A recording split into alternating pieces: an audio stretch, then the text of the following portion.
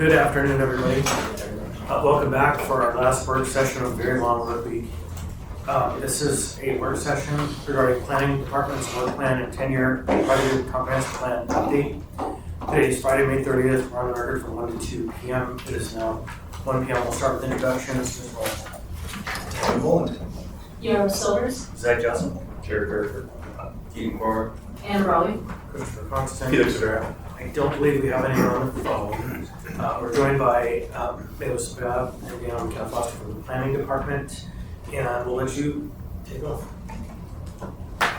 Thank you, Chair Constant. I'm going to hand it over to Daniel Foster, the Long Range Planning Manager, to introduce the topics. Thank you, everybody. Today we're going to talk about planning department work plan, which is something we're required to provide to the Planning and Zoning Commission by code, and it's recommended to bring it here as well, which is a great idea. And also the 10-year targeted plan update, which is a process which is underway to look at the comprehensive plan and its elements in light of new demographic information, data, and see how that's working, if we're achieving the goals as intended, and maybe make some proposed recommendations for the Assembly to approve later on. So to start, we'll start with looking at the Department of Work Plan and PCC calendar. So the PCC Planning and Zoning Commission is the commission we work the most with, so you'll see that a lot of this is really geared to things we're bringing to them, but we do also talk about some of the other things that the department works on. So not included here, we didn't talk too much about land use review work plan or the AMATS work plan. Those are two other sort of divisions within our department. AMATS is sort of its own thing, but we are all in the same office, so those are not really included here. So here is just an overview of our rough plan for 2025, some of the items we've brought forward, Title 21 code amendments, 10-year targeted comprehensive plan, and other plan items or other elements we're working on. So sorry, it's kind of hard to see, but it'll be in the next slides for everybody to see. So we always have certain cases as people come in, they want a variance or do a conditional use or something like that. The current planning runs a lot of those. And then we also have other different types of sort of code changes, cleanup, reforms, or any other sort of projects. Those usually come out of long range. And then currently we're having the Planning and Zoning Commission work on the 10-year targeted comprehensive plan updates, and we'll talk about that a little bit more. And then we have some other stuff going on, some plans we're working on. The Streets and Highways Plan update will be happening later this year. South Addition Neighborhood Plan is ongoing. And then we have other stuff we do bring to Planning and Zoning. Like every year we review the capital improvement program, also the school district capital improvement program. That's a code requirement, so that's some of our general annual work. So what does long range planning do? Studies and strategies, comp plan amendments, regulatory amendments, other implementation actions, programs and operation, board and commission staffing. This is just the high level. The next slide is all the specifics of what we do. And I won't read through all of it, but it's just some of the stuff we're working on right now. One thing that we do that maybe doesn't show up as much is we also staff the Watershed Natural Resources Commission, Historic Preservation Commission, and the Geotechnical Advisory Commission. Three great commissions that provide us and are really here for the community. And they're also always sort of recommending that we get the word out that if people have questions or they want tasks for them to work on, those commissions are there to answer those questions. For example, we had the Geotechnical Advisory Commission looking at the building code update recently, and they provide their comments, which is great because these commissions are staffed by local experts, people who know what's going on. It's a really great resource. It's a kind of fun part of our job as well. Current planning does boards and commission staffing. They staff planning and zoning as well, but also stuff like the Urban Design Commission, the Zoning Board of Examiners and Appeals, Platting Board, and some of those. They do case reviews, like I mentioned, variances, conditional uses, that sort of thing. Process improvements, they're always working on, making it easier for people to bring in applications, getting more stuff online if people want that, simplifying payment procedures, that sort of thing. And also increasing communication with applicants, agencies, and the public. So if somebody calls and they say, I want to build a shed, can I put it here? Current planning is usually answering that. And they'll say, well, here's what you need to look for, here's the code section. And other ones too, if somebody calls another agency, an Army Corps calls and they say, hey, what can we do here? What's the code say? A lot of times I don't go to current planning, but sometimes it goes to all of us as well. So again, more specifics, I won't go through that. Questions on that? I see no question. Cool. Without further ado, then I'll move on to the 10-year comprehensive plan, 10-year targeted comprehensive plan update. So a lot of the work we do in the planning department is guided by policy documents, adopted policy documents by the Assembly. We're sort of the stewards of the community vision as adopted in these policy documents. The main plan we have is the comprehensive plan. The 2020 comprehensive plan was adopted, I think, in 2001, and then the land use plan, the 2040 land use plan was adopted in 2017. Those two components are the biggest components of the comprehensive plan. But there are also a large number of other components, like local area plans, that are also part of that. So what we are working on right now is doing a 10-year targeted comprehensive plan update to look at whether we are achieving the goals of those plans, looking at high level and making sure that the policies and actions that we have written there are getting us to where we need to go. So why do this now? A number of reasons. AR 2024-201 instructs us to do it. That was from the Assembly last June, I think, last summer, approved June 25th. And it just said we want the planning department to look into this, start doing that. The other thing is it's also required in code, or it's a part of code that says we should be doing these 10-year targeted updates. And really it's just to make things consistent with economic demographic trends, recent proposed land use decisions, and adopted studies and plans. So, acreage has changed a lot in the last 10 years, and probably even more in the last 20 years. So it's probably just good practice to make sure, are we still achieving what the vision of these documents set out? Do those need to be changed? And again, any of these changes have to be adopted by the Assembly. We're just sort of facilitating the process. We can make recommendations, but these are ultimately all policy decisions. I won't get in too much into the specifics of how a plan works, but generally you have the goals, which is the big picture, like what do we really want to see in the community? Then you have the policies, which are sort of setting the rules for how we're going to achieve those goals. The strategies are like, how are we actually going to achieve those goals and implement those policies, and the actions are the specifics of like, okay, adopt this new thing or change this process and do something like that. So our situation is kind of tricky because the 2020 plan from 2001 has a bunch of policies and some goals and some strategies here and there, but they're in sort of different format. And then the 2040 land use plan also has some of those. There's a lot of overlap, but there's some areas where it's not totally clear. So just in terms of structure and combining those, that's a really big priority. So we've already gone through and started on that, and this is an example. This is a really big paper. That's why the arrows on there for scale, because this is looking at 2020 goals, 2040 goals, seeing where they overlap, and if we could come up with recommendations of where, if we had a consolidated list. So that's actually a big priority of this process. Say 2020, 2040, combine it. Because when we look through, just based on our interpretation thing, these goals seem to reflect what the community needs still. It doesn't seem like goals have changed that much.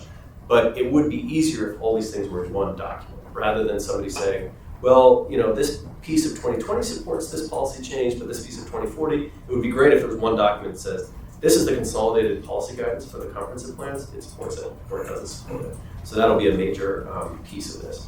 So how are we gonna do that? We've gone through and we've sort of set out all the policies, strategies, actions, and goals, and we've given them to the Planning and Zoning Commission. So we're really leaning on the Planning and Zoning Commission to be our working group on this. And so we've asked them to go through and look at all of this stuff, and because they see a lot of cases and they sort of are representing the community in a different way. And we've asked them to go through and really think about, one, the high-level goals, which from our perspective seem good. They seem, still pretty reflective of the community. So our recommendation is I don't think we need to touch the goals. The goals seem good, but we should be looking at, are the policies, actions, and strategies implementing the goals? Are they still serving us the way we want to? Because again, the primary thing is we want to achieve the goals. And if the actions aren't letting us get there, then maybe there's a good case to change those actions. So we've prepared this information for them, and we want them to kind of work through that.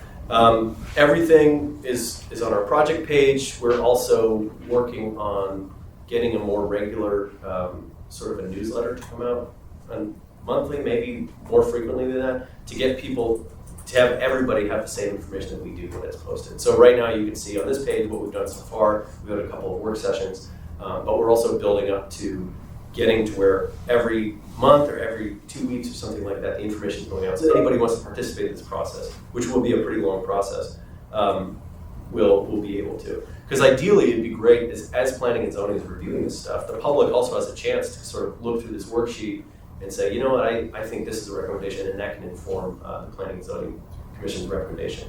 And again, planning and zoning will look through, they'll make a recommendation, then it'll go to the assembly, and the assembly will decide. So here, this is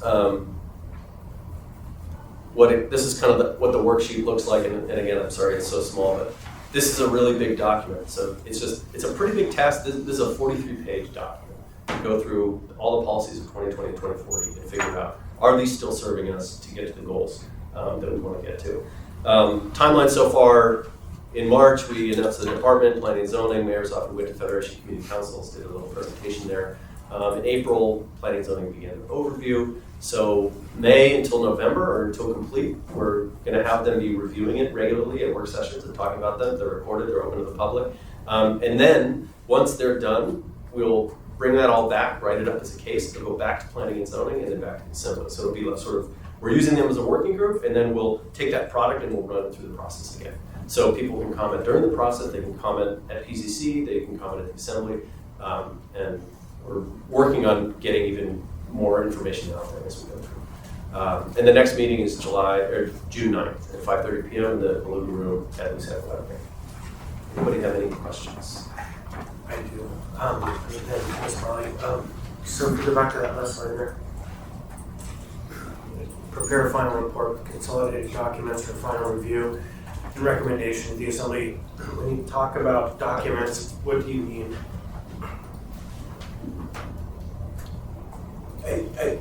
It's a good question. We've been looking at what will this final policy document look like?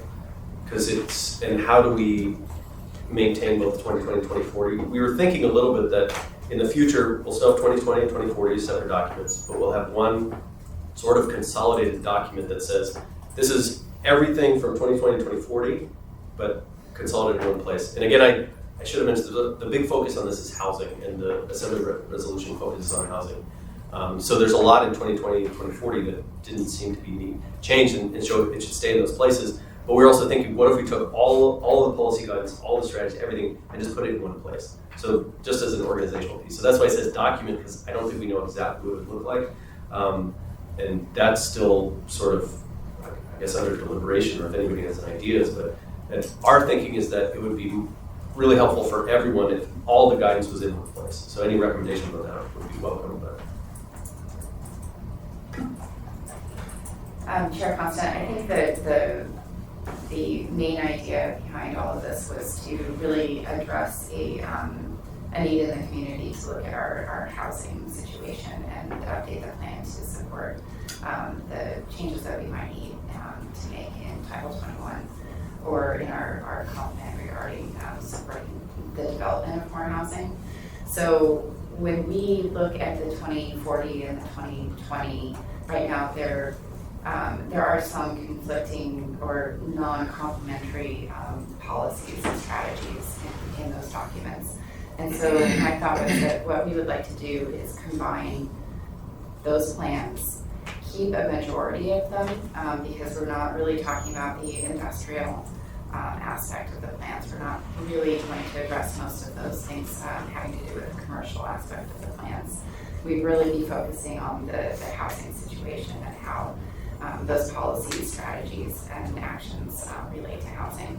So combining the goals, taking a look at the policies and strategies and so forth to see if there's some way we can maybe combine them, clarify them in regards to housing, and then putting everything in one document so that 2040 and 2020 still exist mostly as they are now, but with those updates that we make based on the recommendations from PCC and what the Assembly approves would live all in one document where we can look through and say, okay, these are the goals from 2020 and 2040. They're combined and they're updated according to the recommendations.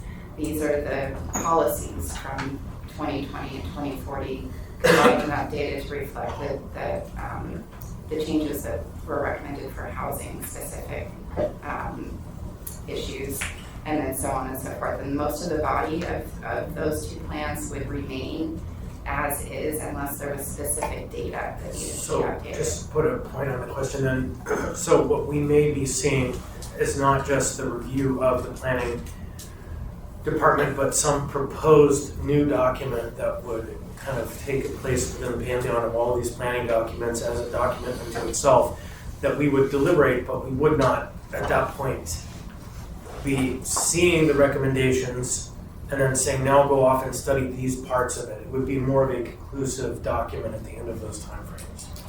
Yes, that's correct. That's the goal, because we're not trying to rewrite the plan. We're just trying to update certain very narrow aspects of it. And we would not be necessarily touching much of the body of the plan, or really, hopefully, majority of the policies and actions, only those related to. So it's like a 0.5 plan identifying certain working areas. Okay. First Hannah and then Dan. Yeah, thanks. And I appreciate this is moving forward as one of the sponsors of that resolution. I know it had a time frame, but that's okay because the goal was to get this done. And I know there's a lot of other things going on. So I appreciate the focus on the strategies and the focus on housing. I think I won't speak for the other sponsors, but certainly our intent was not to open up the entire process and to really stay focused. So my question is, well, and I should also say I will opine briefly as a planner. I am so excited to see that our plans will be simplified and more usable than they have been. I think there's a lot of good things in them and they're not easy to use. So all that said, I'm curious kind of what your general plan is for community engagement. So I see the timeline. I know it'll take a while. Obviously, planning and zoning is publicly noticed meetings, not always accessible to folks. So what additional kind of outreach or engagement, or what does that look like that folks can expect? Thanks. Through the chair, I think I'll speak to the first one. You said you really wanted it to be targeted.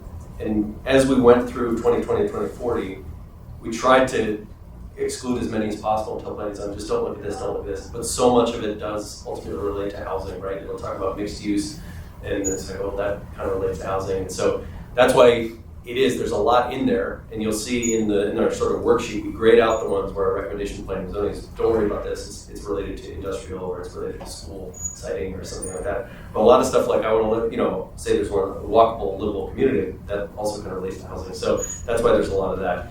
In terms of the community engagement, right now we are really leaning on planning and zoning, and we're going through that regular, public notification system, and the meetings are open, all the recordings are there. But we do want to do more. So we've talked to FCC, we're open to talk to any of the community councils. But as I mentioned, we wanted to do this newsletter to go out to just anybody who's interested in trying to get that established. So everybody can see, oh, here's what they talked about at the last work session, here's what they're going to talk about at the next one. So we do have that direct contact. Because right now, I don't think the planning department has any sort of way of putting out information directly to people who want to subscribe to it.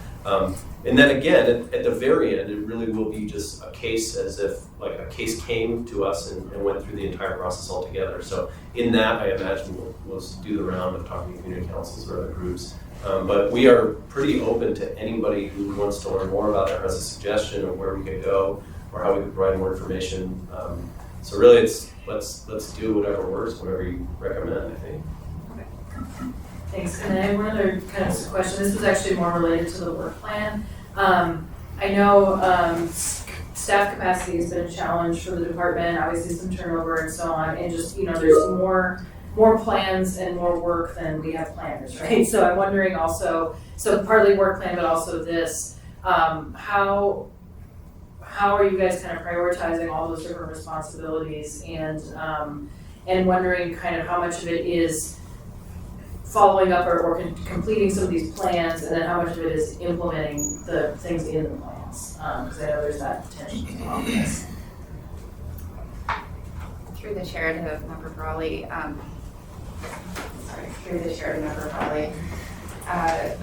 thank you for the question. It has been a little bit of a challenge because we have been short-staffed, especially in long-range planning.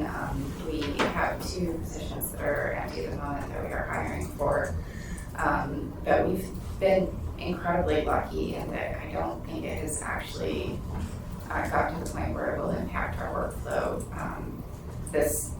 The calendar that you saw was something that we started writing about 3 months ago, I think. And I think we will still be able to stick to that schedule, just based on the type of work that we're doing, and then also some of these things that you see on here are going to be multi-year efforts. So I think even though we're short-staffed at the moment. Once we fill those positions, then we will be able to catch up, towards the end of the year or during the next year. So I don't think that our staffing is going to present as much of a challenge as it could at other times. That's great. And I'll just note, when I was in Denver in April, or March and April, for the planning conference, I made a point to go find some students from some of the local Colorado universities and say, hey, if you want an adventure that looks kind of like Colorado but it's further north, please come north. So we'll see if maybe there's a crop of graduating planners out there we can convince to come out here. All right, thanks. Pam? Thank you. So I think it is important to maybe highlight the origin of the resolution that was sponsored by myself, Member Brawley, and former Vice Chair Salatel. There's a little, I feel like I'm one of those cartoon characters right now. There's a little angel on this shoulder and a little imp on this shoulder. I'm going to listen to the imp and just spill a little bit of tea. Former leadership at the planning department was not supportive of the home initiative. And why that is, I don't know. Were they directed from on high to not be supportive? I don't know. We had meetings where they said they were supportive, but then no work product was delivered. We asked for their partnership in community outreach. It was not provided, even though they told us that it would be. And so we took that undertaking upon ourselves and had about 25 different meetings with various groups, members of the public, community councils, subgroups of community councils, underrepresented groups like the Alaska Black Caucus, the Alaska Native Sisterhood, and others. We worked with our legislative services team to do broad public outreach, created a website that tracked the evolution of the home initiative as it went along, did a recorded webinar. In as much capacity as the legislative body, the assembly, has to do public outreach, we did it. And so one of the things that we tried to do as part of the home initiative was to make some targeted amendments to the 2040 land use plan, to goals and to some implementation items. After that robust public process that we went through, we didn't feel at that time that we had the community support for making those amendments. Folks wanted a longer timeline and more process when it came to those changes on housing to the 2040 land use plan. Despite the fact that I think we can all agree that conditions have radically changed from 20 years ago. And the decisions made 20 years ago are partially responsible for the housing crisis that we find ourselves in now. So the sponsors of the home initiative pivoted in response to that feedback, and we put it back in the planning department, that former leadership at the time, and said, okay, then you do the work. You do this 10-year process that we found in code that you haven't done for 20 years. And so I realize it's a big undertaking. I really appreciate the new posture of the planning department and the current leadership and the willingness to undertake this project. So I say all that just because I think it's important to know the background. I think as far as the document that Chair Constant was asking, what's the document that's going to come forward? And what I guess what I'm wondering is, if you've outlined all those different changes from all the different plans and synchronizing all of those and putting those into one document, could that then be an adopted element of the comp plan in the same way that like neighborhood plans or district plans are, and where that the most recently adopted plan becomes the governing plan? I think that would be the mechanism to where it edits the plan and carries forward all the goals and all the implementation items that we don't want to touch or that we feel are consistent with the conditions that we find ourselves in now. So I guess that would be maybe my thought on that. And then as far as, I guess my other input would be as far as the housing related items and our land use goals and all that, I do hope that this is targeted in scope, but also that it is maybe transformational is too strong of a word, but that it is responsive and that it does address the conditions that we find ourselves in now.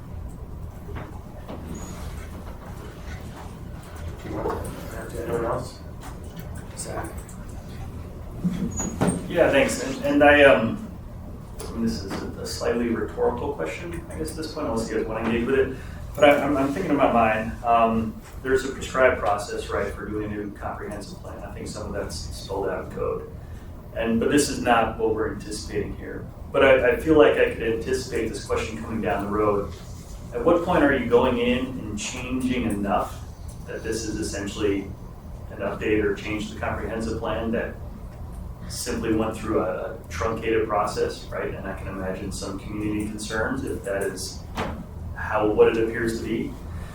So I hear you guys talk about, well, you know, there's a lot of it we're not going to touch. There's some things we are, and it sounds like that's still a little bit of an open question. But I would think from the community perspective, like the sooner we can kind of narrow it down and say what is sort of up for discussion and what is not, I think would be helpful so that hopefully before we get too far down the road of what the changes are going to look like, people kind of understand what's coming, and hopefully it's presented in such a way that it feels like this is a reasonable action given the constraints we're working under here, and not just sort of bypass what would be a proper comp plan update, right? Because I think what it sounds like the final product here will be the thing that we will reference when the comprehensive plan comes up in conversation when it's required. I'm getting nods right now that that's where it'll be. So yeah, I think it'd be helpful for us, everyone collectively, to understand what we are doing here and feel confident that we're not redoing the comp plan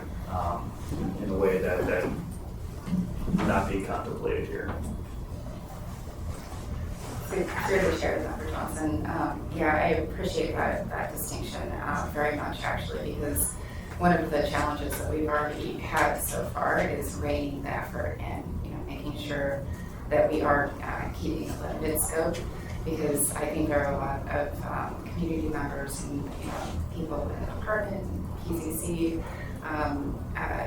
commission members who would like to see a rewrite of the comp plan entirely.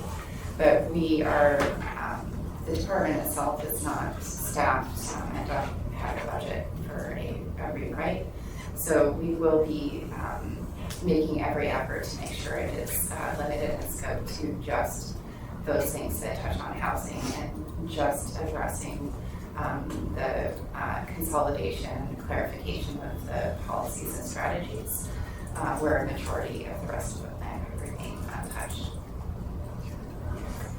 And through the chair, if I could add, yeah, I think you highlighted a really important question to keep asking. And I think when we looked at it, because when we looked at the goals, and you just read the goals by themselves, it doesn't sound like they still seem to resonate pretty well. I think if we start finding that as we go through these processes, we probably should change some of these goals, then you're probably right. It does look like more of maybe a bigger change. And I'll just put on the screen here this is the document that we gave to planning and zoning, and it has some of these items, and you'll see where in this document where it's grayed out, these are the ones where we thought these probably don't need to be changed. It's stuff like reuse and filtration, on-site stormwater stuff, because they're, and I'll include this link, but this is also for everybody's reference, just on this page. This is the 10-year target comprehensive plan, and it's this one right here. So yeah, just long story short, I think we looked at the goals and we thought that the goals seemed fine, but again, if planning and zoning commission or more people from the public or the assembly thinks, these old goals probably need to be updated, then it probably would be a bigger process. But for our focus, working within the guidance from AR 2024-201, and I was thinking about it, is assuming the goals they still resonate with the community, let's just look at this as, are the policies, actions, strategies serving our needs to achieve those goals? So not talking so much about changing the goals. Yeah, thanks. I appreciate that. That document looked helpful, and I know you kind of quickly ran through how to find it. Could you either send the link or just share me that when I go to find it myself, I won't have any difficulty tracking it down? Yeah.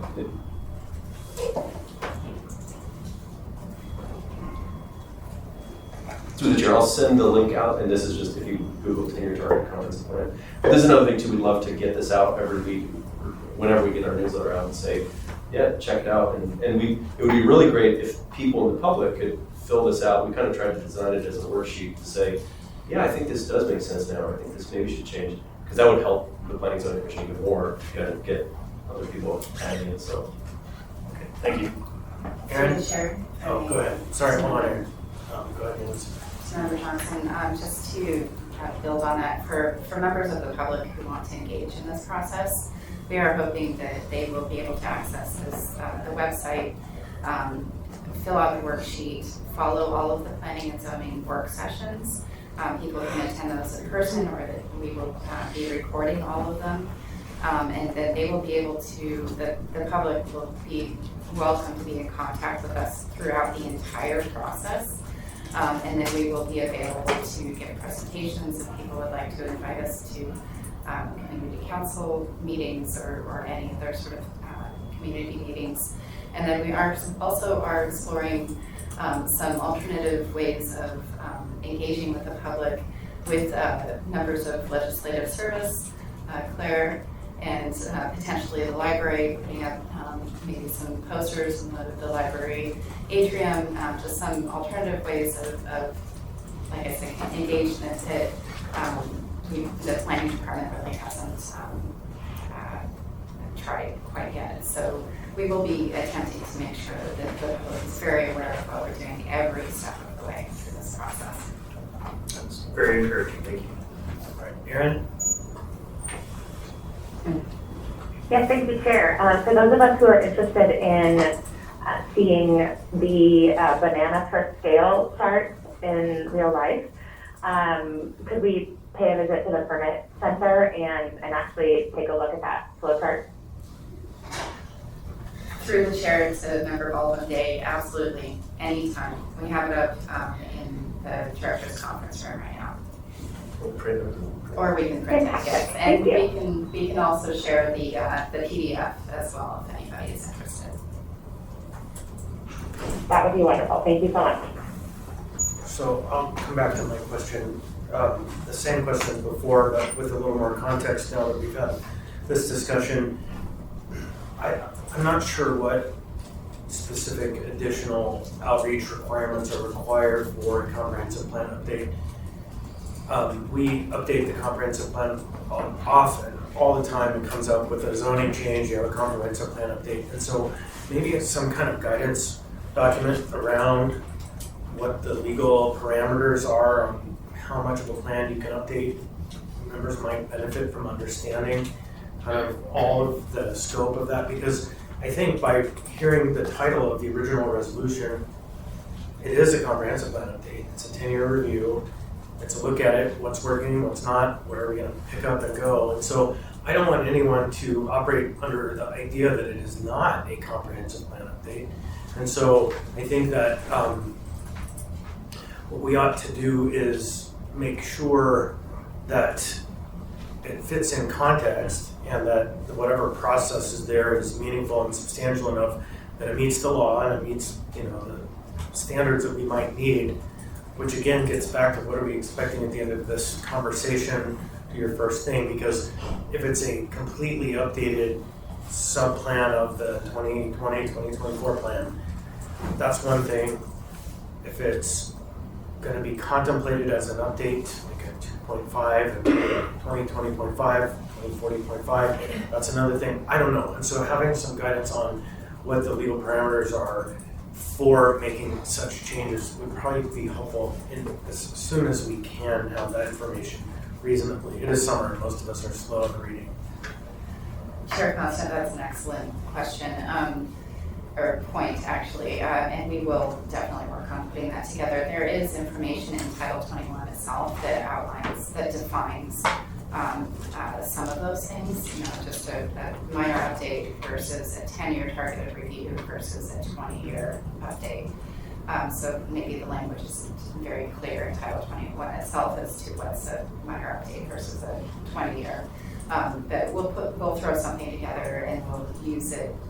We'll look at our current effort, and try to fit that into the context of what the legal parameters of those different changes are. Or the other way, put a little one-pager up in front of it that says, this is the framework we're operating under, these are the rules, this is what we anticipate as the mechanisms we're going to go through, the code says it is like this. And so just that way, everybody, when they come in contact with the conversation, can be kind of seeing the framework based on the code and then whatever additional guidance from the resolution might be available.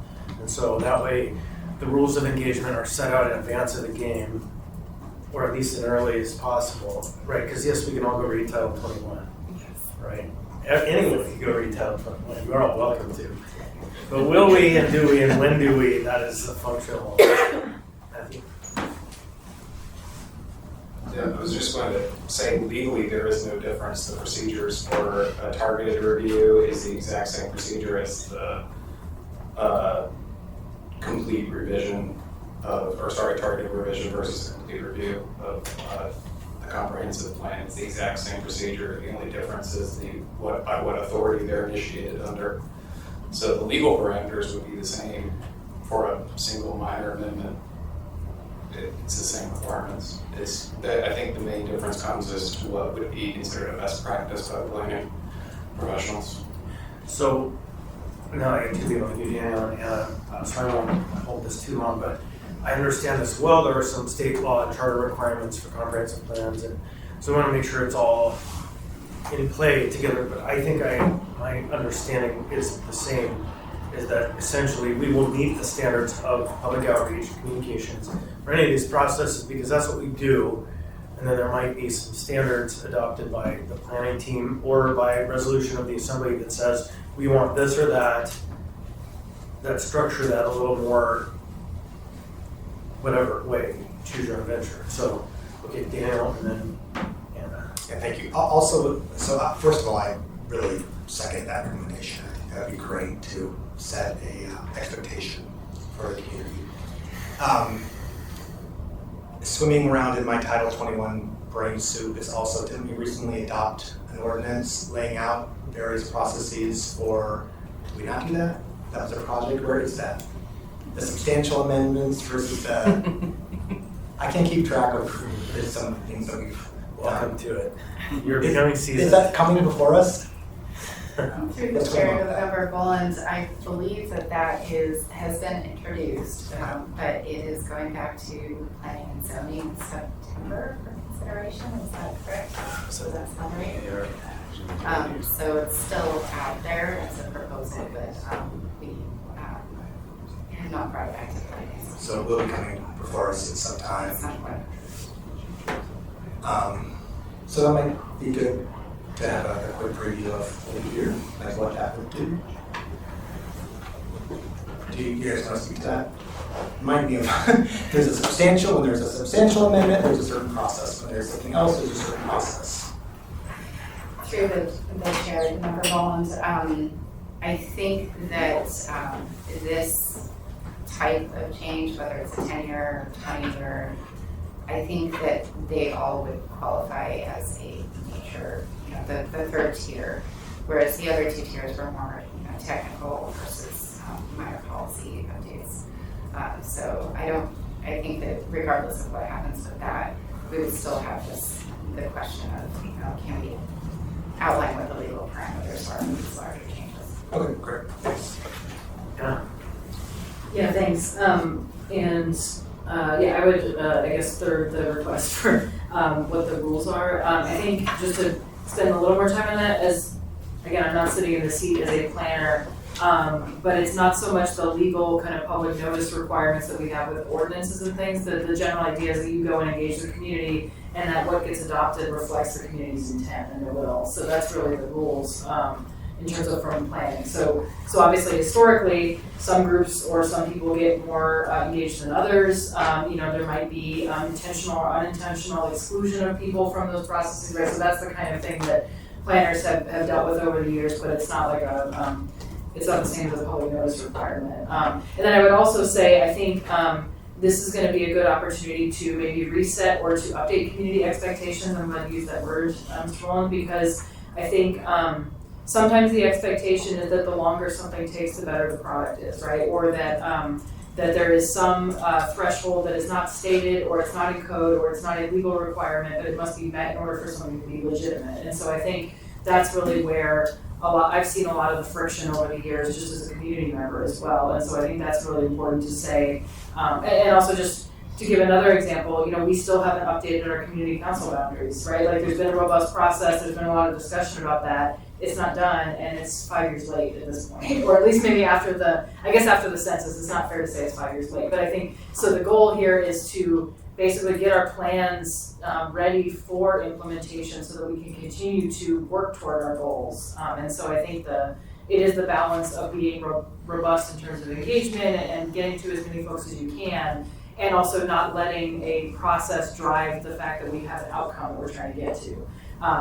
And so I think that'll be a good balance. And I think in general, we've had discussions, or I've been having discussions with legislative services, other ways to engage the community, not just on planning, but on understanding government, getting involved, participating. So I think there's a lot of opportunity there to leverage some of that work, and I'm glad you're talking with FCC. I know they're interested as well. So I think it's a really great way to kind of test out some new methods to reach the folks and see what we get back. So I'm excited about this. So, yeah, I second or third or whatever this conversation about kind of updating or resetting community expectations. We have experienced a phenomenon in the last 10 years, 5 years, really since the extensive outreach for the 2040 plan. The information age has just changed, and that doesn't bring everybody along, but it brings most people along, and the pace of things is just moving more quickly. And so I second the idea that any conversation along these lines, 6 months to a year is plenty. 2 years to 4 years is too much, because by the time you're done with a 2 to 4 year process, the material that you were working on that was the problem you're trying to solve is already not the problem anymore, because new problems have already arisen. And so I want, again, the community council boundary conversation is, we're almost to the point where we're starting to talk about reapportionment for the next census. And so, anyhow, that's the rub of the tension of this whole conversation. So it's fascinating. It's good that we're having it. Others? Anyone? We done? Is it time to have your weekend, everybody? If not, then we'll go ahead and adjourn. Thank you for your report.